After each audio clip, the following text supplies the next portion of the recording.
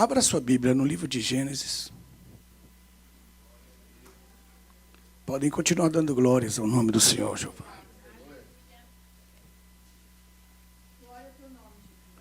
Amém. Gênesis capítulo 12.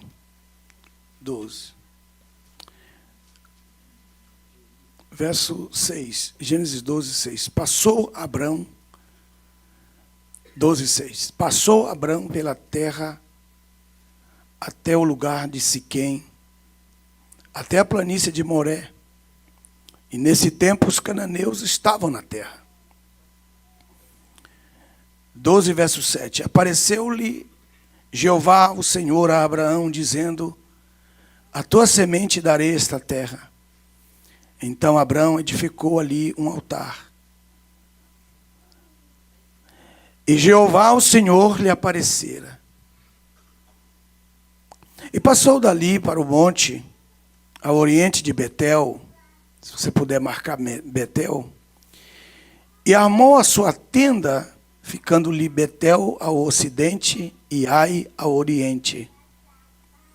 Veja aí a posição que ele vai colocar, vocês vão se assustar um pouquinho, mas veja só. E também ali edificou um altar a Jeová e invocou o nome de Jeová, o Senhor. Veja que há uma separação aí, no verso 8, já trazendo para vocês esta palavra, essa pequena palavra de revelação no verso 8. Passou dali para o monte ao oriente de Betel e armou a sua tenda, marque aí, a casa dele, a sua tenda ele armou. Veja primeiramente a preocupação dele. Aí depois ele diz, ficando-lhe Betel ao ocidente e Ai ao oriente. O texto é tão especial, irmãos, tão especial, que ele coloca ali, Betel, casa de Deus. E depois ele põe Ai ao oriente. Essas duas, só para que vocês peguem isso aqui, olhem para mim um pouquinho, eu sigo com vocês na continuidade do texto. Mas eu queria mostrar para vocês duas coisas. Betel representa a casa de Deus, que ainda não era chamado de Betel, porque isso só vai acontecer no capítulo 28 de Gênesis, com o advento da ida de Jacó para a casa do seu futuro sogro, que ele então iria denominar esse lugar Betel. Mas no momento, o escritor, ao registrar, já registrou imediatamente, porque ele já conhecia toda a história. Então, pastor Alexandre, ele já colocou Betel de uma vez, ao invés de colocar luz. A palavra luz não representa uma lâmpada acesa que produz luz, mas é o som da palavra luz, que em aramaico, luz quer dizer amendoeira. Então, quando ele colocou Betel, que é a casa de Deus, no Oriente, e o escritor coloca a sua tenda para o lado de Ai, que ele coloca aqui como a cidade que triunfou sobre Israel por causa de Acã. Os irmãos sabem que quando eles entraram em Jericó, a primeira cidade foi a cidade dízimo, a cidade primícias, foi Jericó. O Senhor disse: todos os tesouros vocês trazem para serem colocados no tesouro de Deus. Pertence a mim. Mas Acã tomou aquela barra de ouro e a capa de Babilônia e guardou na sua tenda. E os filhos de Israel, depois de vencerem Jericó, foram lutar contra Ai. E Ai se tornou um juízo contra Israel por causa de Acã, porque Acã tinha tomado o tesouro que pertencia a Deus. Então, a disciplina de Deus veio com a cidade de Ai. Então, vocês têm duas palavras importantes onde ele colocou a tenda dele. Ele colocou justamente a tenda dele entre a casa de Deus e aquilo que representava juízo de Deus, caso ele fosse infiel nas coisas de Deus. Olha só que coisa preciosa. Vou repetir de novo, vou repetir. Então ele centralizou, pôs a casa de Deus, não exatamente na casa de Deus, porque ele poderia dizer, e a Bíblia registraria, colocou a sua tenda em Betel, mas ele não coloca. E o texto também não diz que colocou a sua tenda em Ai. Não, ele está no meio, ele está numa posição de dúvida. Será que eu pendo para Betel? Ou eu pendo para o juízo de Deus, caso eu seja infiel em Betel? Ou infiel com as coisas de Deus? E a maioria de nós que caminha servindo a Deus, de alguma maneira, nos nossos ministérios, a maioria de nós tem percebido uma terceira parte das pessoas que convivem conosco, que elas definitivamente vivem entre Betel e Ai. Definitivamente elas não tomam uma decisão nem para o lado de Ai, nem para o lado de Betel. Elas têm medo do juízo de Ai e elas têm medo do compromisso de Betel. E a maioria de nós tem visto os malefícios que causa esta dúvida, que causa esta condição que muitos de nós vivemos dentro da casa de Deus. E por que você fala isso, pastor Nelson? Por causa da posição que ele coloca ao altar. Veja que o altar, ele foi estabelecido depois da tenda. Veja, primeiro ele arma a tenda no verso 8, e depois ele arma o altar, ele levanta o altar. E depois é que ele invoca o nome do Senhor Jeová. Então veja aí, na sua Bíblia está assim, todas as Bíblias estão em espanhol. Em todas as Bíblias, hermanos, há a mesma posição. Primeiro aparece aí la posición de su tienda. Él levanta su tienda, arma su tienda, levanta, edifica su tienda, y después es que él edifica el altar. Con eso nosotros podemos comprender perfectamente el corazón de una persona que todavía está dudando y tomar una posición en favor de Dios. Vivimos así. Muitas pessoas, elas têm dificuldades de adorar a Deus, têm dificuldade de cantar, de adorar. Não, adorar é o terceiro nível, cantar, louvar e adorar. Quando ela chega no lugar santíssimo, ela está adorando. Quando ela começa no ato, ela está cantando, mas depois ela percebe que todos estão ali, então ela é empurrada a louvar. Mas muitas não chegam à adoração, porque elas vivem entre Ai e Betel. E há uns malefícios terríveis quando nós começamos a perceber, estudar e observar as pessoas que estão nessa condição perante Deus. Mas ele era um homem de fé? Ainda não. Mas era um obediente? Não. Era um homem verdadeiro? Ainda não. Porque tudo na vida humana tem o seu princípio, tem o seu desenvolvimento e tem a sua chegada, o seu destino, o seu prêmio. Nada começa como uma pessoa sonha. Ela sempre vai começar com dificuldades. E Abraão não é diferente. Vocês estão aqui também, têm testemunhos pessoais para falar sobre isso, que a princípio é difícil. Mas não estou falando só de pessoa ou da pessoa de Abraão, mas eu estou falando das promessas que Deus tinha com ele, porque todas as vezes que Deus falava com ele, dizia assim: a tua semente herdará essa terra, a tua semente dará esta terra. Ele sempre está prometendo, Deus sempre está haciendo promessa de que sua semilla iba a heredar a terra.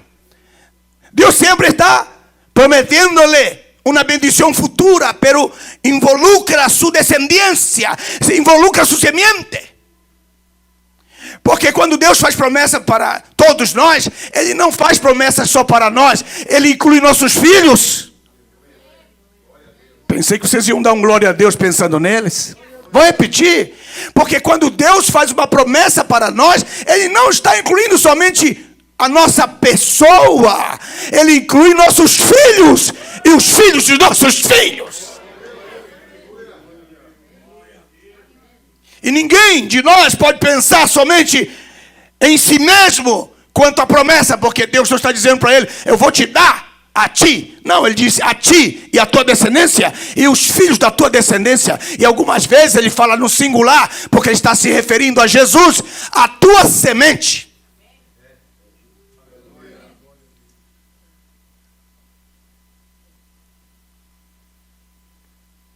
Aí você pode dizer, não, pastor Nelson, isso aí foi um acaso, isso aí. Primeiro está a tenda, depois o altar, eu vejo que está. Foi um acaso, um acaso. Nada está escrito por acaso.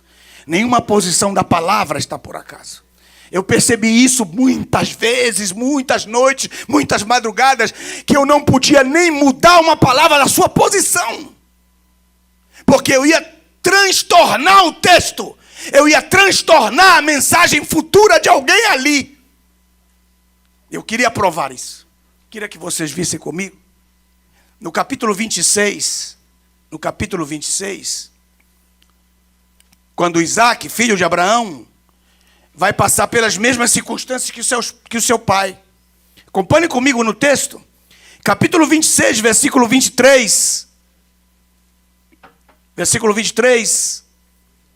Depois subiu dali a Berseba. 26, 24. E apareceu-lhe Jeová, o Senhor, na mesma noite e disse, eu sou o Deus de Abraão. Lembra o pai dele. E diz, teu pai. Deu um glória a Deus mesmo sem saber por quê. Por que você deu glória a Deus? Para mostrar para vocês através da palavra. Que Deus sempre vai falar com ele. Toda vez que fala com ele, pastor, ele diz, teu pai, teu pai, teu pai, teu pai, teu pai, teu pai, teu pai, teu pai, teu pai, teu pai, teu pai. Deus nunca vai tirar o propósito do seu pai quando nasça o seu filho, ou o filho desse. Mas é muito difícil para nós, irmãos, colocar isso na cabeça, que Deus tem um propósito com os nossos filhos. Esses que correm aqui no púlpito, esses que correm entre nós, serão maiores que nós. Você não deu um glória a Deus porque você tem raiva disso. Vou repetir de novo. Esses que correm aqui, que você pensa, mas você está fazendo tanto barulho, esse aí vai ser melhor que você, pai. E é tão importante entender isso, porque sempre nós somos uma versão melhor do nosso pai. Deus sempre fará filhos, netos, com uma versão melhor que os seus pais, seus avós. Porque Deus tem um propósito muito grande. E nós, nas nossas fraquezas de pais, não podemos todavia ver o futuro, nem o propósito completo. Mas Ele inclui nossos filhos, nossos netos nele. Mas Ele não nos retira do seu propósito. E Ele sempre está dizendo, pastor Armando, teu pai, teu pai, teu pai. Sempre está dizendo teu pai. Eu poderia ler para vocês esses textos, mas não temos tempo para isso. Viu? Sempre. Agora veja o texto. Ele diz, eu sou o Deus de Abraão teu pai, não temas, porque eu sou contigo, te abençoarei, multiplicarei a tua descendência por amor do meu servo Abraão. Sempre ele coloca o pai como uma coroa. E nós temos que considerar isso. E o filho que não considera isso, ele não termina o seu propósito. O filho que não considera isso, ele não terá a coroa, o prêmio sobre a sua cabeça. Porque o filho que considera o seu pai como coroa do seu chamado, é porque ele sabe que ele está colhendo onde ele nunca plantou. E o que eu vou ler para vocês é muito bom. Veja o texto. Olha aqui, verso 25. E Isaac erigiu um altar. E Isaac erigiu ali um altar. E invocou o nome de Jeová. E armou ali a sua tenda. Pegaram aqui? Então nenhuma palavra está escrita por acaso. O pai dele primeiro armou a tenda. Depois armou o altar. O filho, melhorando a sua versão, melhorando a sua fé, aprendendo com os erros do seu pai, ele simplesmente disse, meu pai deixou em segundo lugar o altar, e em primeiro lugar os seus interesses, a sua tenda. Pois eu, Senhor, quero que o Senhor saiba que em primeiro lugar eu vou colocar o teu altar, depois eu colocarei a minha tenda.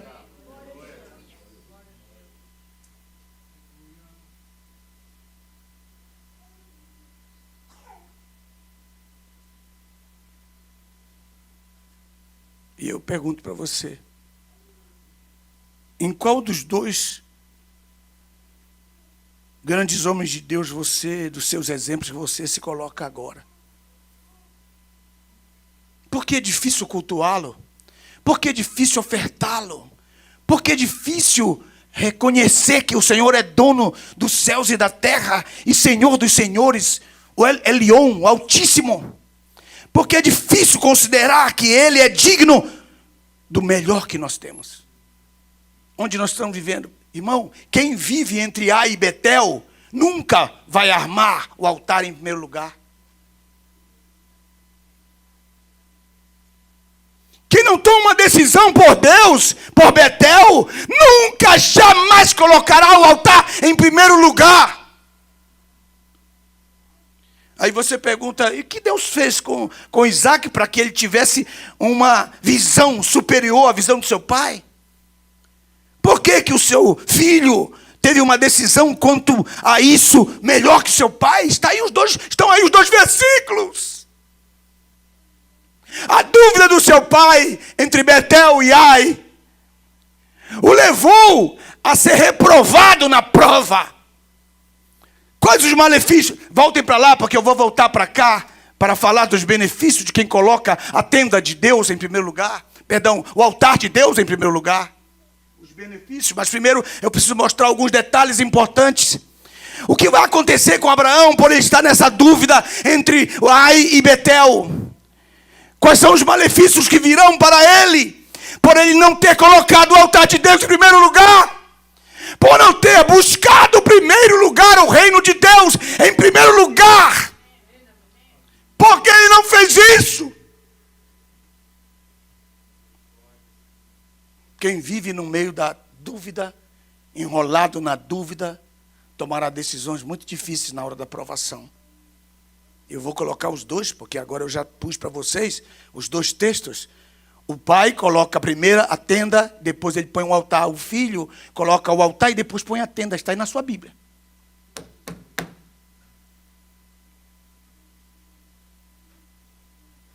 E aí nesse texto, ele não fez isso porque Deus não falava com ele.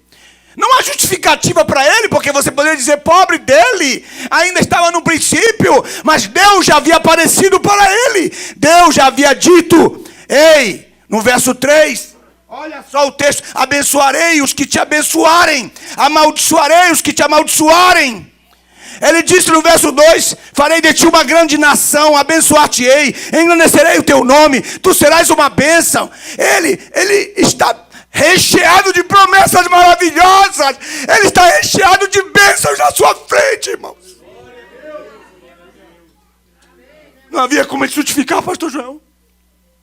Porque ele podia bater no peito e dizer, não, Deus não apareceu para mim, Deus não me fez promessa alguma. Mas a pessoa que depois de todas as promessas, que deveria pôr o altar de Deus na frente e a tenda atrás, agora coloca a sua tenda para o oriente, isto é, para o lado do sol, o altar atrás da tenda, quer dizer que a tenda cobrirá com uma sombra o seu altar.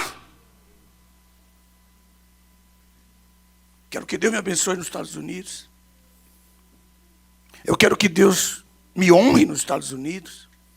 Aí Deus fala para você, mas onde está o meu altar diante dos teus interesses?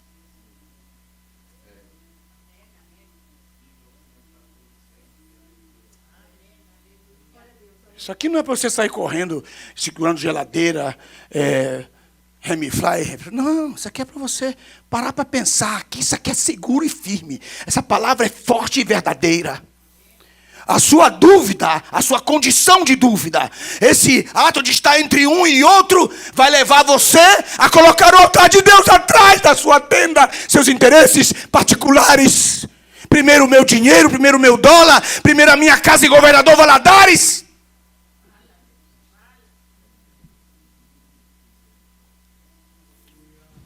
Primeiro a minha casa.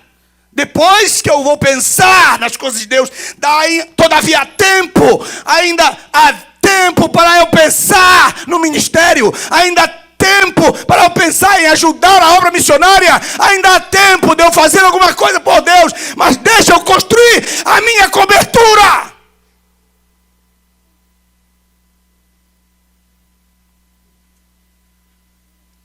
que vai acontecer quando uma pessoa toma uma decisão assim, cheia de promessas. Deus tem promessas para ela. Deus tem promessas. Oh, glória a Deus. Deus tem promessas para todos nós. Não há uma pessoa aqui que não tem uma promessa de Deus, um destino profético na sua vida. Mas qual é a posição que nós tomamos para colocar primeiro a nossa tenda, depois o altar? E então vem o texto. Verso 9. Acompanhe comigo no texto, se você puder. E depois continuou Abraão o seu caminho. E você vai percebendo que ele vai... Olha o que a dúvida põe no coração da pessoa. Seguindo cada vez mais para o sul. Se você tem uma caneta para marcar, marca aí. Seguindo cada vez mais para o sul. Isto é, o Egito está no sul. Isto é, a agenda de quem me ajuda está no sul. A oportunidade de fugir daquilo pelo qual eu fui chamado está no sul. E assim como diz a Bíblia que Ló cada vez mais ia para a banda de Sodoma e Gomorra. O texto é parecido. Os dois viveram juntos. Os dois moraram juntos. E os dois estão tendo atitudes iguais. Primeiro a minha vida sentimental. Primeiro a minha vida profissional. Primeiro eu ganho dinheiro. Primeiro eu fico rico. Depois eu vou servir a Deus sem precisar de dinheiro de igreja. Não é assim que falam os Abrães?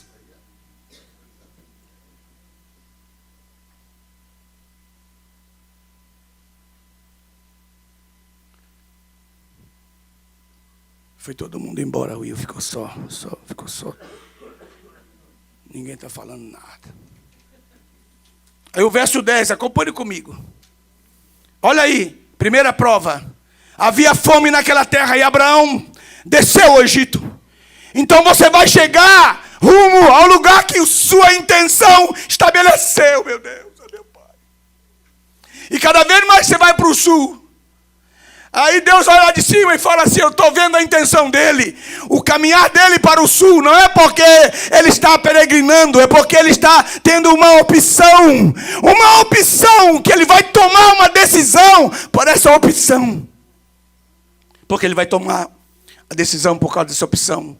Ele vai tomar uma decisão por causa dessa opção. Porque ele vivia entre Betel e Ai. Ele vai tomar essa decisão porque ele já estava do coração determinado a fugir no meio da luta, da prova. Aí você diz, mas isso é comum a todos os homens. E eu digo sempre para vocês, sempre vou dizer isso para todos vocês. Vá para o capítulo 26, para que você, então, termine essa primeira parte, desse primeiro pensamento.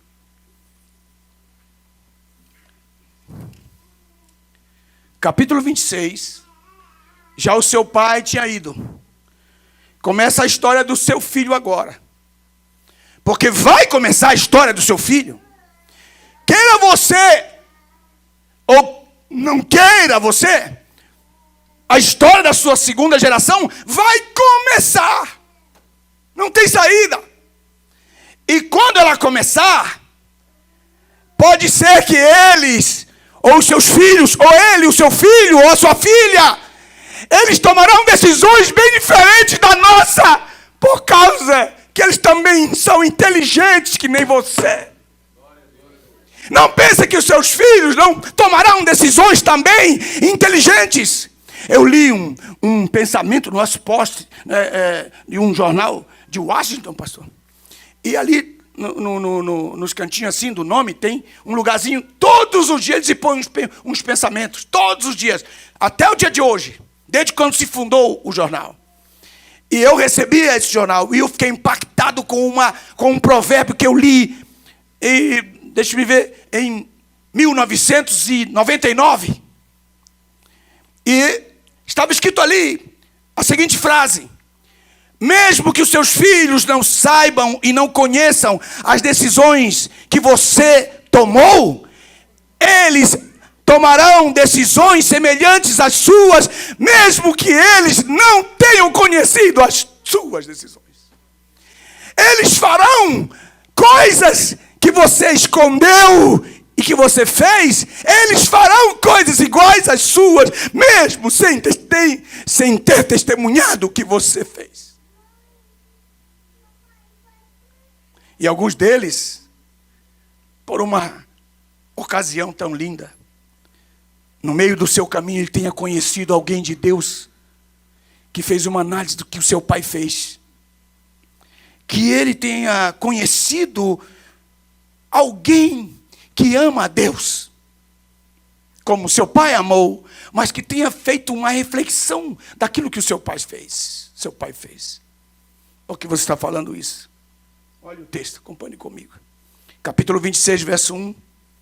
Sobreveio à terra uma fome pela segunda vez. Aí Deus ainda, parece que de propósito, parece que querendo zombar dos incrédulos. Olha isso aqui, irmãos. Ele fala assim, ó. Após aquela ocorrida nos dias de Abraão. Por isso foi Isaque, Abimeleque, rei dos filisteus em Gerar. E apareceu-lhe Jeová o Senhor e disse: não desças ao Egito. Aleluia, pastor Joel aqui. Não desças ao Egito. Aí eu pergunto, pastor Will, por que Deus não apareceu para Abraão também? E disse, não desças ao Egito. Porque Deus permitiu que ele fosse para o Egito. E com o filho dele ele foi lá e... Ei, para aí, você não pode descer ao Egito. Aí eu estive pensando, estudando, pastor Amor.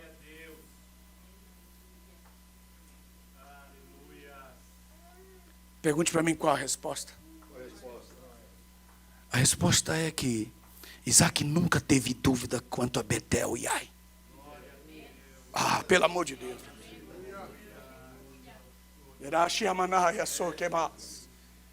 Isaque nunca teve dúvida quanto ao seu chamado. E Deus disse para ele, irmãos, o que eu vou dizer agora é muito importante, muito importante. Isaque nunca teve dúvida quanto a Betel e Ai. Tudo que Deus dizia, ele dizia, amém, farei conforme a tua palavra. E houve fome igual o pai. Deus está fazendo isso só para provar o filho, para dizer, vamos ver se você é capaz de me obedecer. Vou mandar uma fome. Isaque está lá, tá, e onde é? Gerar, no deserto, irmãos.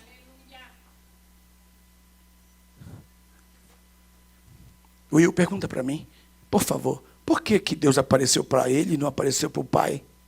Deus apareceu para ele e não apareceu para o pai. Porque quem coloca o altar primeiro, antes da tenda, Deus o livra em toda a tentação. Pegou. Oh, irmão, isso aqui é muito sério, muito sério, muito sério. Nós estamos vivendo essa realidade.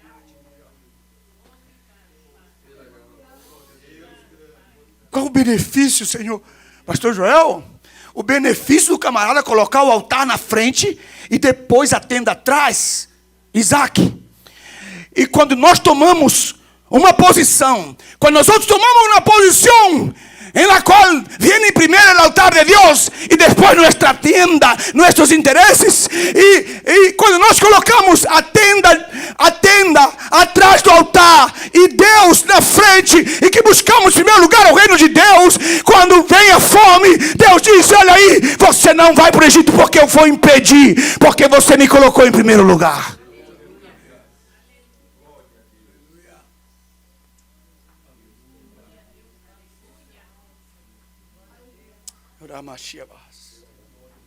Deus, interesse de Deus. Esse Deus, por que o Senhor vai impedi-lo? Senão eu tenho que impedi-lo. Quem me busca primeiro, quem coloca o meu altar primeiro, depois sua tenda, eu tenho que livrá-lo. Livrá-lo-ei. Está escrito, livrá-lo-ei porque conheceu o meu nome. Meu Deus. Quem pode levantar a mão para o céu e dar um glória a Deus? Vou falar uma palavra.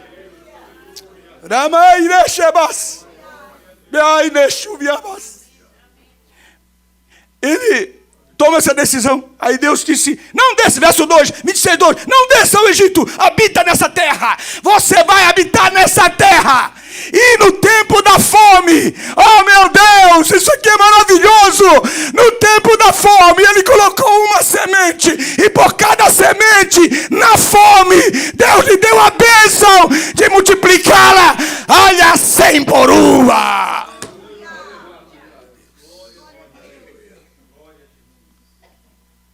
Você está vivendo num país Gerar. E eu tenho visto todos aqueles que têm buscado o nome do Senhor Jeová em primeiro lugar, têm prosperado.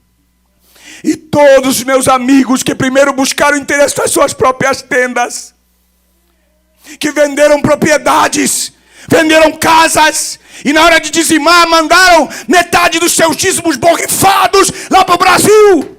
Porque antes deles virem, os pastores assaltantes de lá dizem assim: olha, vou te ajudar, mas dizima para cá. E eu digo para você, você está roubando, está pondo a sua tenda na frente. Por que está roubando? Mas eu estou dizimando. Não está. Porque você entrega o dízimo aonde você recebe o pão e o vinho. A tenda não pode cobrir com a sombra o seu altar.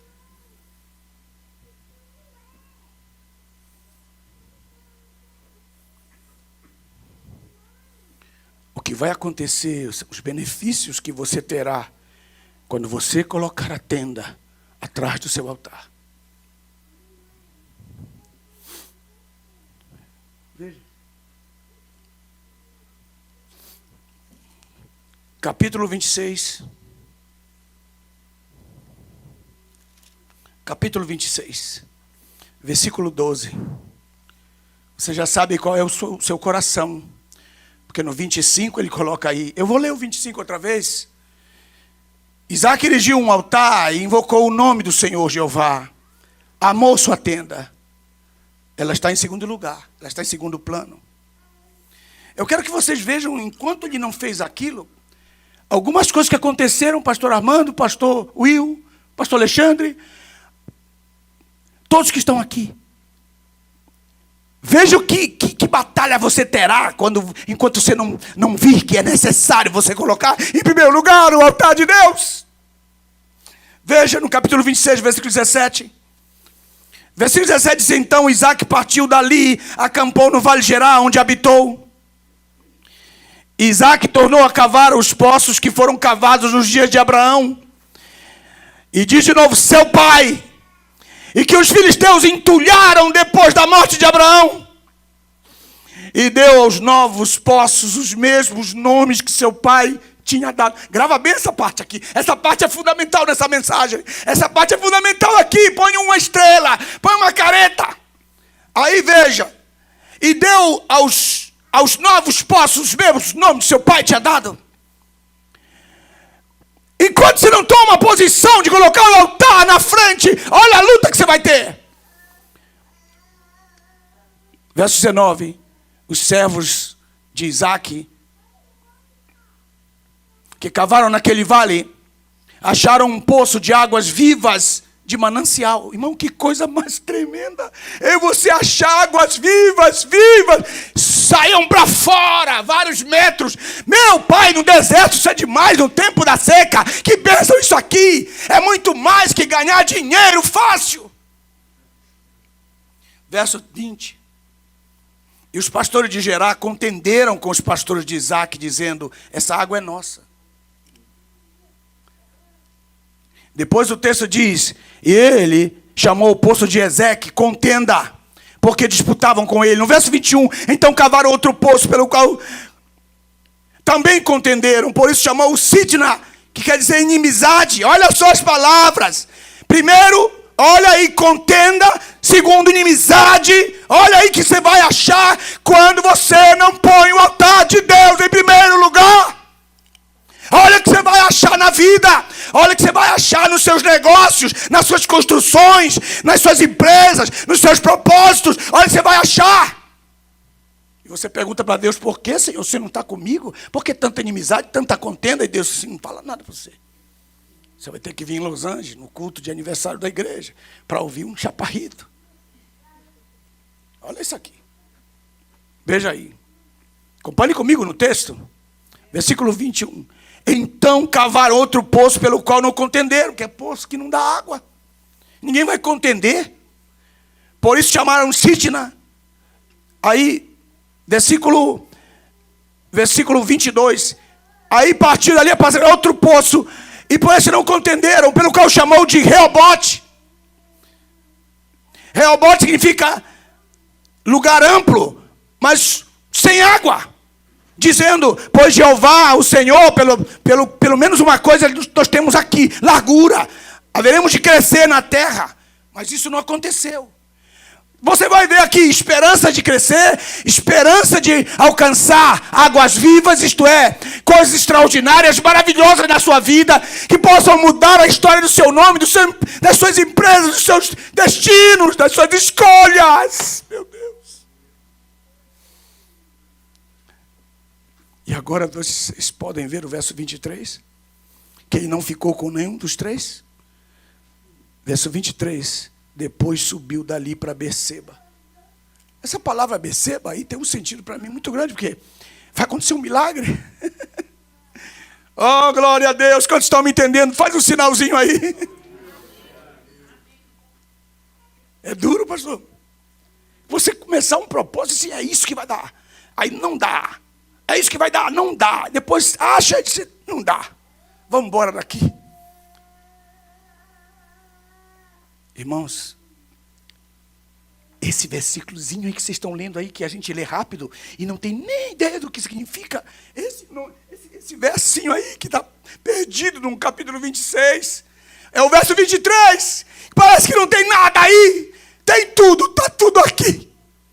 Verso 23, depois subiu dali para Berseba, que é Berseba. E por que eles foram para Berseba? Tristes, amargurados, frustrados, não deu nada. Saiu de Nova York, veio para Los Angeles, não foi Los Angeles, foi para Miami foi para Omaha. Ei, meu Deus, onde é que eu vou parar? Coloca o altar em primeiro lugar que você vai parar.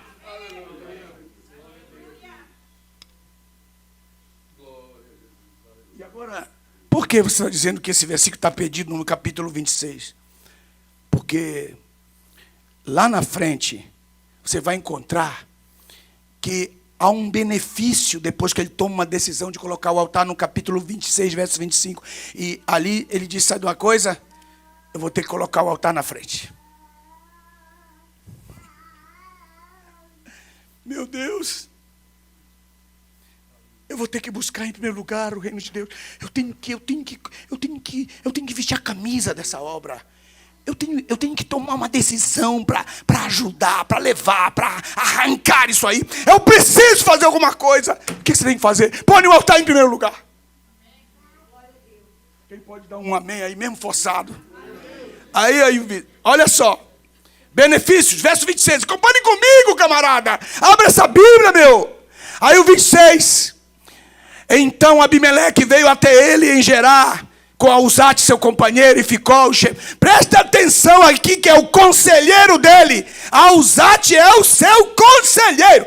Aí você vai ver aí, veio Abimeleque, o rei de Gerar, com Auzate, o seu conselheiro, e ficou o chefe do seu exército. E perguntou-lhes Isaque, por que vieste ter comigo, visto que me odiais, e me repeliste do meio de vós? Ele está assustado. Ele está assustado porque, o que você veio fazer aqui? Você veio me matar? Verso 28. Responderam-lhes, temos visto claramente que Jeová, o Senhor, é contigo. Pelo que dissemos, haja agora um juramento entre nós e ti, e façamos um pacto contigo. Oh meu Deus, aqui, irmãos, quando teus inimigos não aguentam mais você, quando teus inimigos não aguentam mais o teu crescimento, quando eles percebem o que está escrito na tua testa, está escrito na sua fronte, está escrito que você vai triunfar no ninho deles. Meu pastor, quando ele muda a posição do altar, os inimigos vêm. Vemos que Deus está contigo, camarada. Faz um pacto com a gente. Medo. O medo deles os trouxe a ele. Eu estou profetizando, você está me ouvindo? Eu estou profetizando, vocês estão me olhando, eu estou profetizando. Enquanto você não colocar o altar na frente da sua tenda, seus inimigos te matarão, te destruirão, tomarão o que é teu. Quando você cavar, eles dirão que é deles. Mas quando você mudar essa peça, você pegar essa peça e passar para frente da sua tenda, aleluia, meu Deus, isso aí vai mudar muita coisa. Ei, os inimigos virão, eles virão querendo fazer pacto contigo. E ele diz assim no verso 29, que não nos farás mal assim como nós não te havemos tocado e te fizemos somente o bem. Mentira! E que te deixamos em paz. Mentiroso! Mas uma coisa é verdade, tu és bendito de Jeová. Quantos podem dar glória a Deus, porque é contigo que eu estou falando. Aqui no verso 30, pastor João, olha só o que ele fala, verso 30. Então Isaac lhes deu um banquete e comeram e beberam. Irmão, não é o teu inimigo que dá banquete. Ninguém prestou atenção nisso aqui. Vou repetir de novo. Não é o teu inimigo que vai dar banquete, porque o abençoado será você. É você que vai dar a mesa.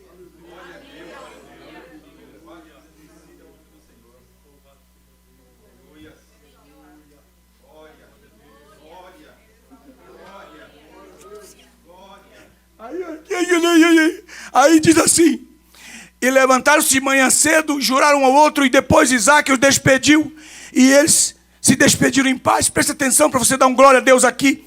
Olha só o que aconteceu depois que ele mudou a posição do seu altar. Os inimigos vieram pedir arrego, e no verso 32 diz: e naquele mesmo dia os servos de Isaac lhe informaram sobre o poço que tinham cavado, dizendo: havemos achado água. Meu Deus, meu Deus, meu Deus, meu Deus, meu Deus, meu Deus. Aí eu estive estudando sobre isso aqui. Pastor Gé, o senhor vai gostar disso aqui. Porque eu estive estudando. Que poço era esse? Olha só, a deixa está aí no verso posterior, verso 31. E ele chamou o poço de Sheba, que é Seba para nós. E por isso o nome daquela cidade é Beceba. Aí diz assim, o significado significa poço do juramento até o dia de hoje. Que eu tive o privilégio de pisar lá. Isso não é orgulho não, irmão. Isso é um gozo extraordinário. Olha isso aqui. Aí eu estive estudando isso aqui. Aí eu fiquei... Isso aqui é em Beceba. Isso aqui não é lá na terra de Gerar. Isso é em Beceba. Aí eu voltei atrás. Eu já li uma coisa igual a essa. Vou voltar. E eu voltei. E achei o capítulo 21, verso 22. Acompanhe comigo, reta final agora. Veja só. Capítulo 21. Veja, 21. E aconteceu naquele mesmo tempo que Abimeleque, acompanhado por Ficol, o chefe do seu exército, disse a Abraão.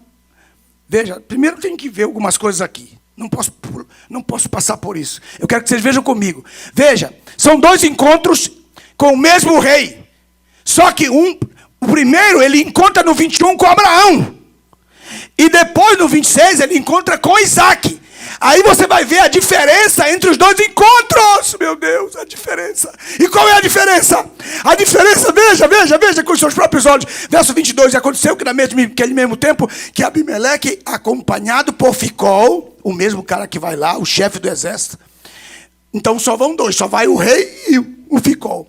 Lá no capítulo 26, versículo 26 diz que Abimeleque veio até ele em Gerar, de Gerar, isto é, fez uma viagem de lá. Veja o texto, verso 26.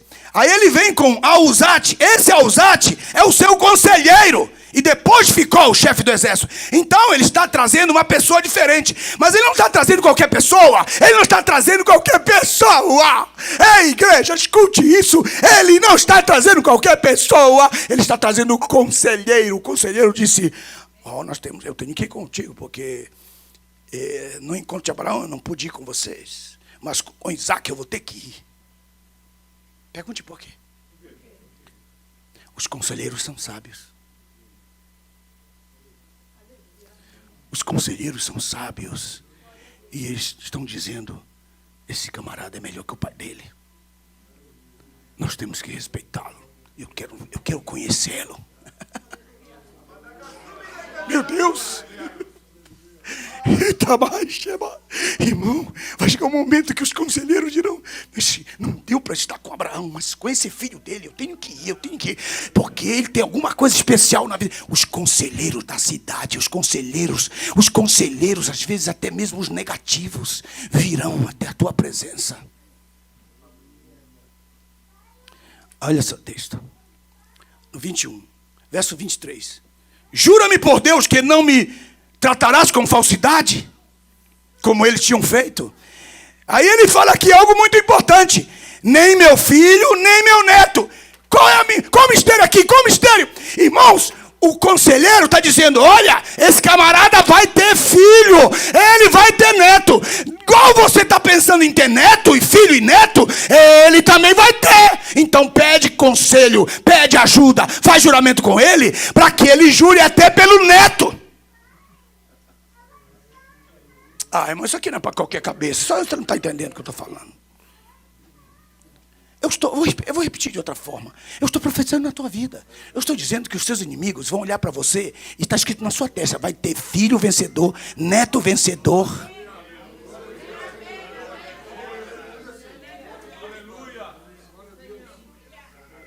No meu próprio, não bicho. Se eu pudesse colocar isso dentro da sua cabeça. Aí ele diz assim, acompanhe comigo. Aí ele diz, respondeu Abraão: eu juro. Abraão, está bem, ok. Aí vocês podem observar agora que nesse juramento está escrito assim: Abraão repreendeu Abimeleque por causa de um poço de água que os servos de Abimeleque tinham tomado à força. Vou ler mais uma vez? Aí está. Abraão, naquele momento do pacto, disse: estou te repreendendo porque nós cavamos um poço e vocês tomaram a força, não deixaram eu terminar o poço. Irmãos, há algo lá atrás na sua descendência, há algo lá atrás na sua descendência que aconteceu com o seu pai, com a sua mãe, com o seu avô, que você não sabe. Alguma coisa que aconteceu que influenciou o sucesso, sua vida, que de alguma forma você foi empurrado sem saber para o lugar da bênção, por causa de uma oração, de uma palavra profética, por causa de um destino profético que aconteceu lá atrás nos teus antepassados e que você nunca vai descobrir, mas através da palavra de Deus, Ele te revela algo extraordinário que está acontecendo. De que você está falando, pastor Nelson? Isaac não soube. E isso aconteceu aonde? Em Beersheba. Mas Isaac não soube. O que ele não soube? Veja o que aconteceu.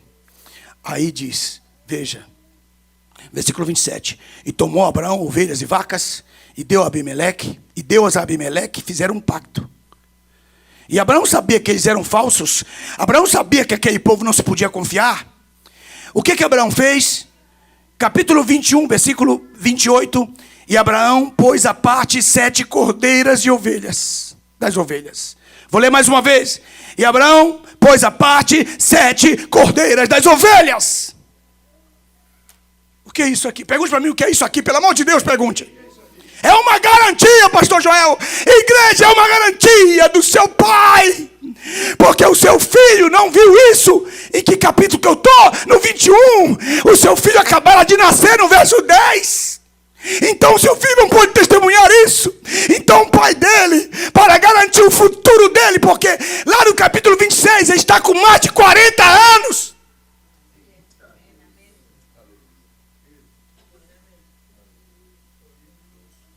Will, vai haver situação na tua vida que você vai tomar decisões no altar de Deus por causa dos seus filhos e que seus filhos nunca vão saber.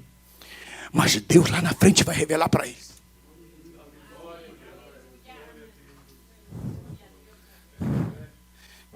E eles nem saberão.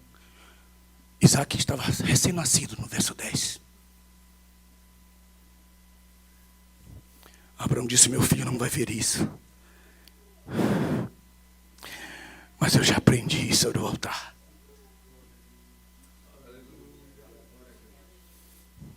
As experiências que vão acontecer na nossa vida vão nos revelando a situação. Irmãos, o altar de Abraão estava tão longe. Pastor Armando, o altar de Abraão estava tão longe da sua tenda que ele precisou andar 3 dias.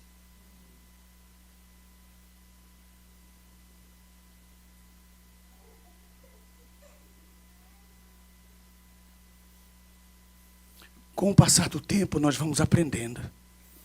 Com o passar do tempo, nós vamos aprendendo.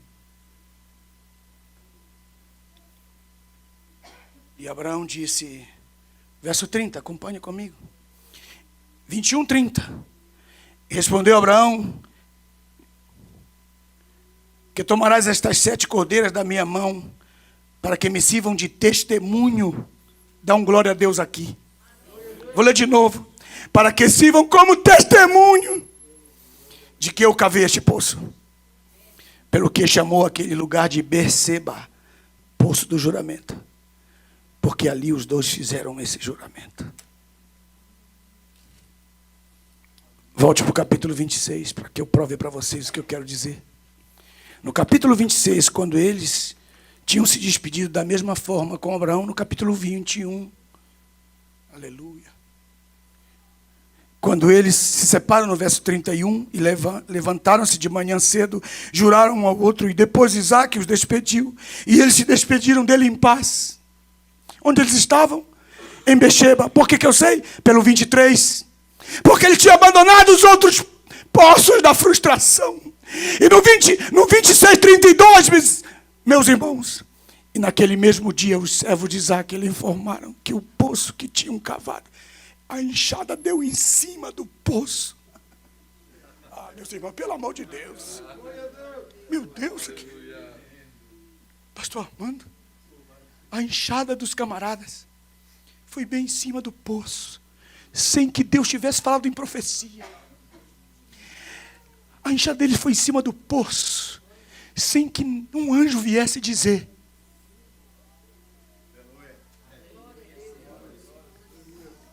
Tudo aquilo pelo qual nós pagamos o preço no altar de Deus, 7 cordeiras, uma oferta, para que o inimigo não cubra dos seus filhos aquilo que você sonha em dar-lhes. Talvez haja pais aqui que sonha dar um apartamento para o seu filho, mas talvez não haverá tempo para você fazê-lo. Mas se você fizer um pacto com Deus, meu Deus, isso aqui é muito forte.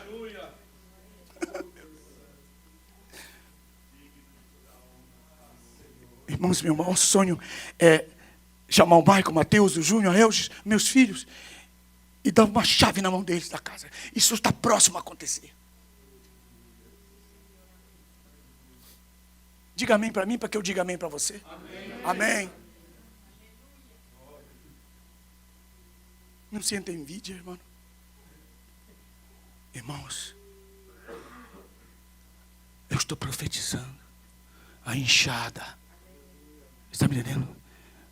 Do seu filho vai bater em cima do lugar do juramento.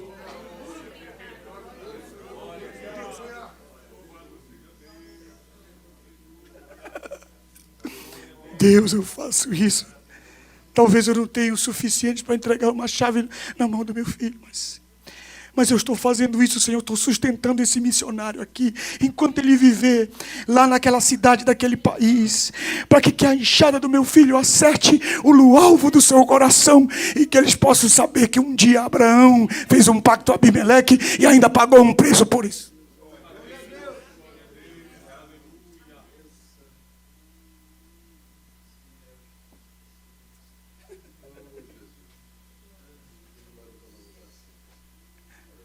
Talvez você esteja cavando tanto por Sitna, cavando por Reobote, e Deus fala para você, suba para Berseba.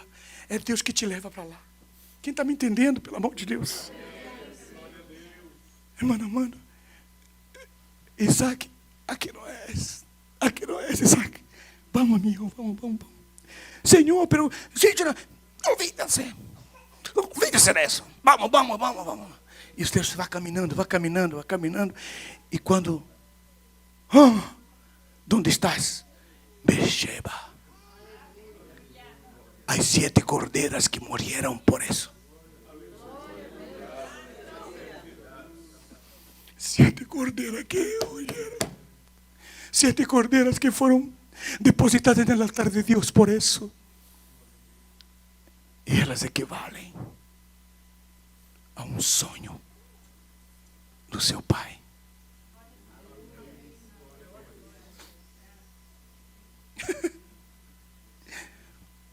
O meu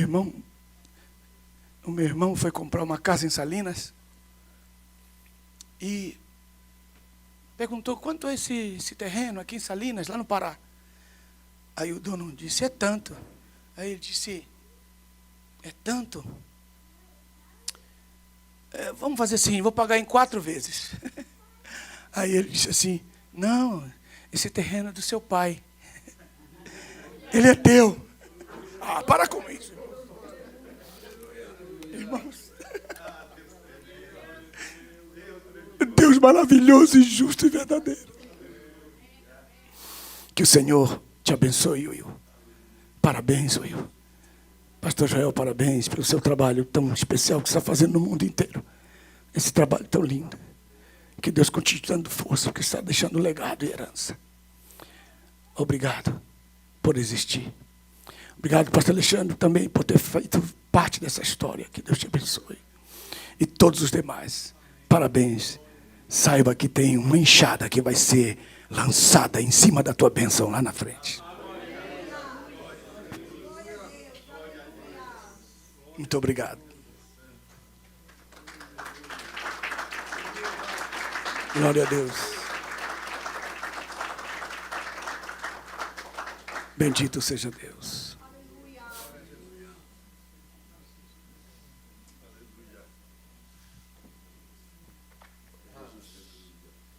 Glória a Deus.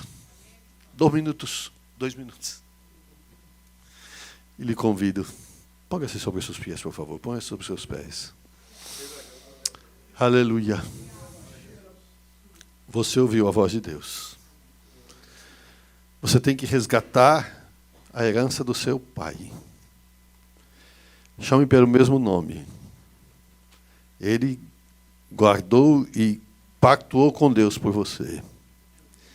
Pela sua vida. Não mude a história. Não reinvente a roda. Mas você tem que resgatar os poços que ele cavou. E você vai achar água. Mas tem que também pactuar para os seus filhos, em nome de Jesus. Para a próxima geração. Eventualmente, esses filhos podem não ser filhos carnais.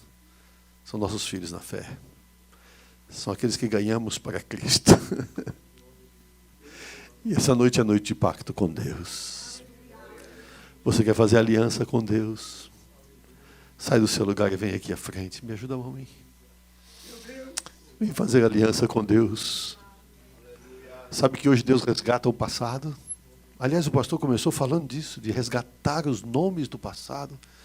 De resgatar o passado. Vem aqui, vem. Vem depressa, em nome de Jesus. Deus vai resgatar. Sabe o que a Bíblia diz? As bênçãos passadas te alcançarão.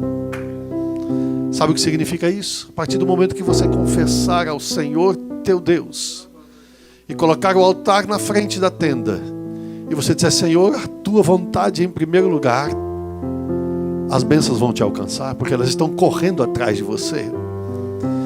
Elas vão te alcançar em nome do Senhor Jesus Cristo. Aquela bênção que você diz assim: já me la perdi.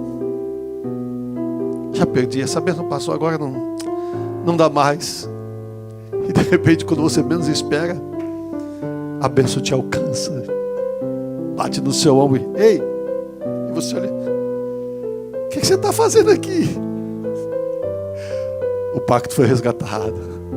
A aliança está resgatada. Bateu a enxada e achou água. É o resgate da promessa de Deus na sua vida. Tem muita promessa de Deus para você. O que você está fazendo aí? Vem aqui. Vem na presença de Deus e dobre os seus joelhos em nome de Jesus.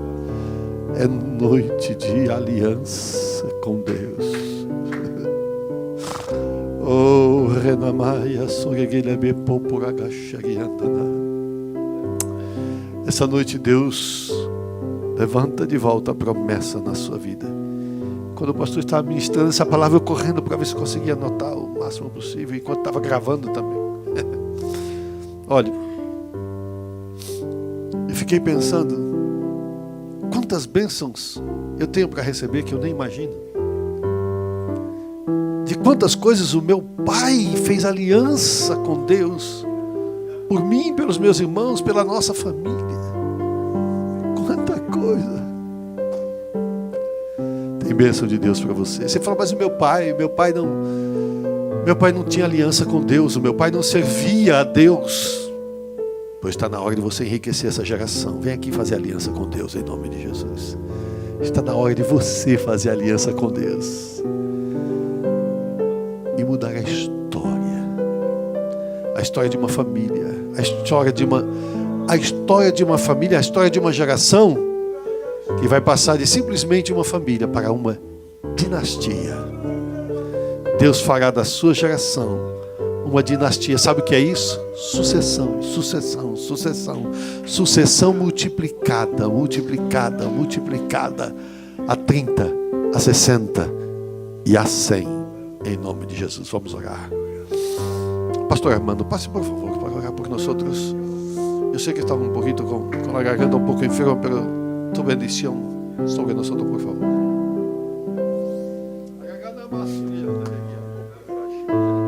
Padre, ¿a quién tenemos en el cielo sino a ti? Y fuera de ti nada deseamos, fuera de ti nada queremos, Señor. Solo a ti, oh Dios, solo a ti, solo a ti. Eres un Padre maravilloso, eres un Padre amoroso, aleluya, que nos ha provisto de todo lo que nosotros necesitamos, Señor, para caminar adelante, para seguir adelante. Tú hiciste la obra, Señor. Tú cavaste pozo para nosotros. Tú lo hiciste en la cruz, Jesús, para darnos victoria, aleluya. Una victoria sobre la muerte, una victoria sobre la enfermedad, una victoria, Señor, sobre el enemigo de nuestras almas, una victoria sobre toda fuerza contraria. Tú nos has dado la victoria, y en el nombre de Jesús cae por suelo todo lo que se ha levantado, cae por suelo todo lo que se ha forjado en contra del pueblo de Dios, en el nombre de Jesús, aleluya. Aquí está tu ejército, aquí está tu iglesia, aquí está tu heredad, Señor, aquí está tu pueblo que no ha doblado rodilla a Baal, mas dobla rodilla delante de ti, oh Dios, aleluya.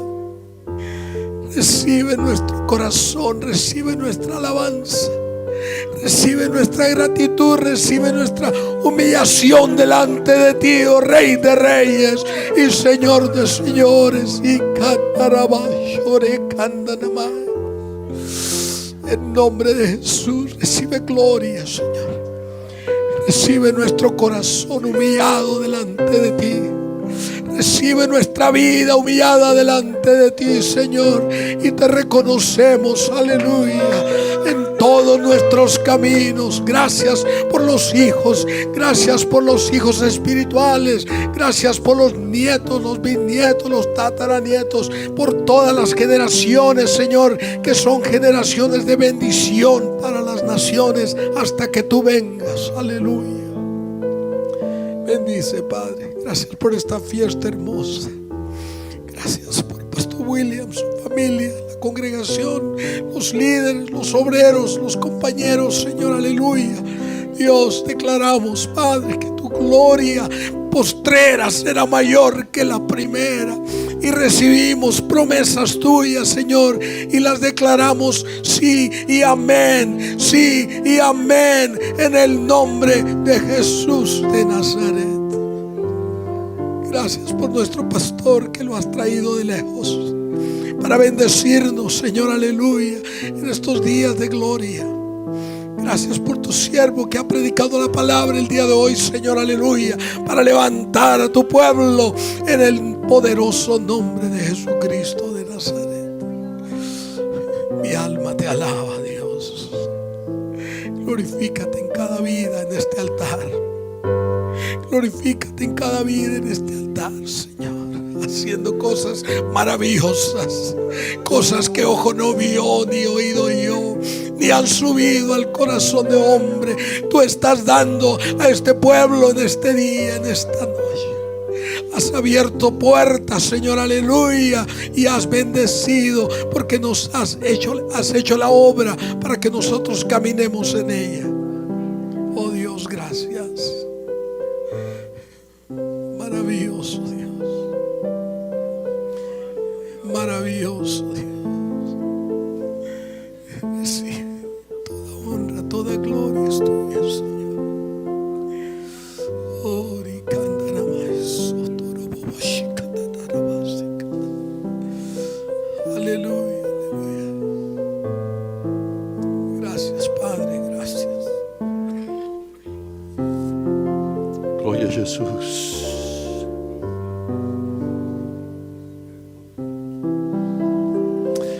Eu preciso aprender um pouco aqui. Eu preciso aprender um pouco ali. Eu preciso aprender mais de Deus, porque Deus é quem cuida de mim. Se uma porta se fecha aqui, outra porta se abre ali. Eu preciso aprender mais de Deus, porque Ele é quem cuida de mim. Deus cuida de mim, Deus cuida de mim. Na sombra das suas asas, Deus cuida de mim. Eu amo a sua casa e não ando sozinho, não que estou sozinho, pois sei, Deus cuida de mim. Se um poço é entulhado aqui, o Senhor desentulha outro ali. Eu preciso aprender mais de Deus, porque Ele é quem cuida de mim. Deus cuida de mim, Deus cuida de mim. Na sombra das suas asas, Deus cuida de mim. Eu amo a sua casa e não ando sozinho, não que estou sozinho, pois sei,